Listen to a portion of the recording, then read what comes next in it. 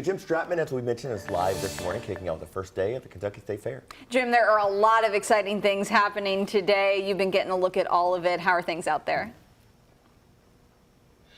Things are going great. Eric and Grace, we took a look at some of the livestock earlier this morning. We previewed the commodity breakfast, which just made me hungry. And so now I'm coming in and taking a look at what everyone else has kind of brought to the state fair, some of the entries that you'll see. I'm joined by Bob and Kay, and you can see we're at some of the miniatures, and these are super cool. We'll talk more about that in a second. But first, I want to turn to Bob. And Bob, you have a history here at the Kentucky State Fair. You've been pretty successful out here when it comes to these miniatures. I have. I've been entering for the last 4 years, and for the last previous 3 years, I was fortunate enough to win Best in Show 3 years in a row, and I think I'm probably the only one that's ever done that.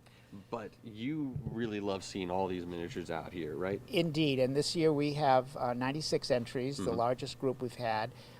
Even though it's sponsored by the Louisville Miniature Club, more than 3/4 of the entries are from people who don't belong to the Miniature Club. So we're trying to expand the whole world of miniatures outside of our club. There you go. And we've got something very special as well when it comes to the world of miniatures, and that's where I want to bring Kay in here.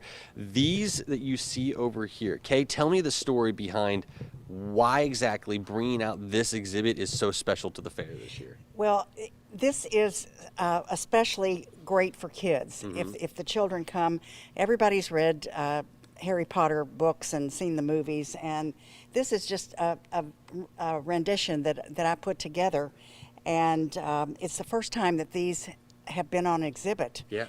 They're usually at the museum, but we have brought them out. This is going to be a traveling exhibit for schools and organizations, whoever would like to have them. So this is our first try at bringing the miniatures out and preparing them for travel, and it's been a wonderful experience, but I'm so happy to be here. Yep.